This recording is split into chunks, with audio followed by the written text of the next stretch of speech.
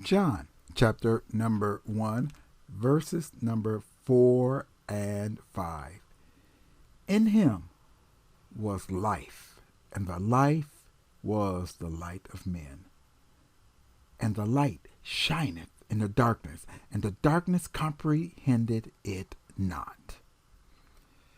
The Apostle John is attempting to unravel a mystery that's been in the scripture but hidden from the very beginning.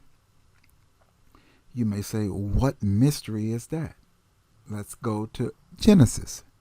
As we know, the Apostle John started his book off with in the beginning, the same way Genesis or Bereshit is in the beginning. But if we read here, we will notice one thing interesting. Let's start with verse number 2. And the earth was without form and void, and darkness was upon the face of the deep. And the Spirit of God moved upon the face of the water. And God said, let there be light, and there was light. So we can see here that in the third verse is where Elohim, God, made, or not, I wouldn't even say made light, because if you take a look at this in the original text, it's not, let's right here, we can see it, Vayomer Elohim Yahayor Va Yahayor. What this is saying in the actual Hebrew, it's not saying let. This is basically saying light be, and the light shine. But let's take a look, and this is going to be interesting. We can see here, verse number 5, and God called the light day, and the darkness he called night, and the evening and the morning were the first day. And as we know, in God's time frame, day ends and starts at sunset. That's how God made the day. God's days does not start at 12 o'clock midnight. Midnight is just what it says, the middle of the night. It's not the start of a new day. It's the middle of the night.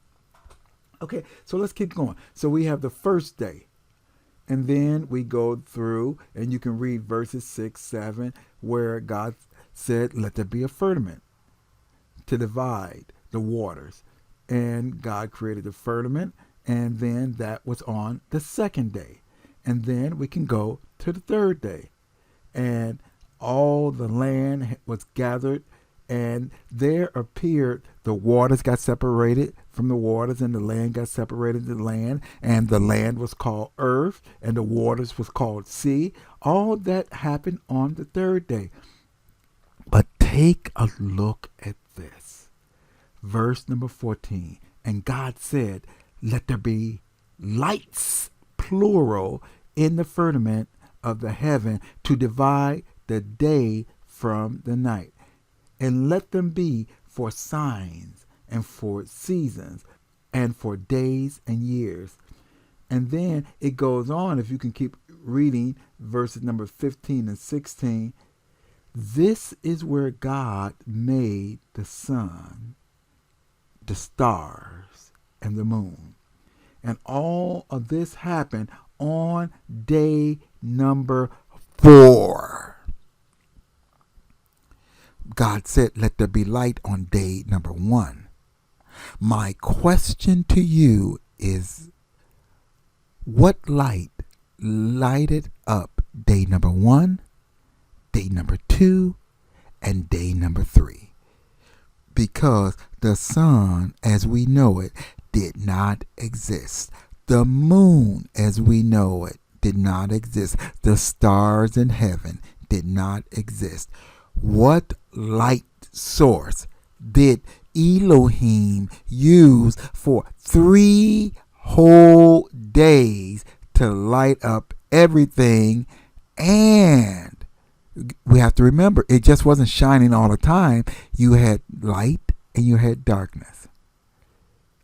John chapter number 1, verse number 4 and 5 answers the question that Genesis had put forth and no one had answered until this moment. Jesus, Yeshua, is the light of the world that lighteth on all men. This is what the apostle was saying. He's connecting the dots. Father, we bless you and we thank you.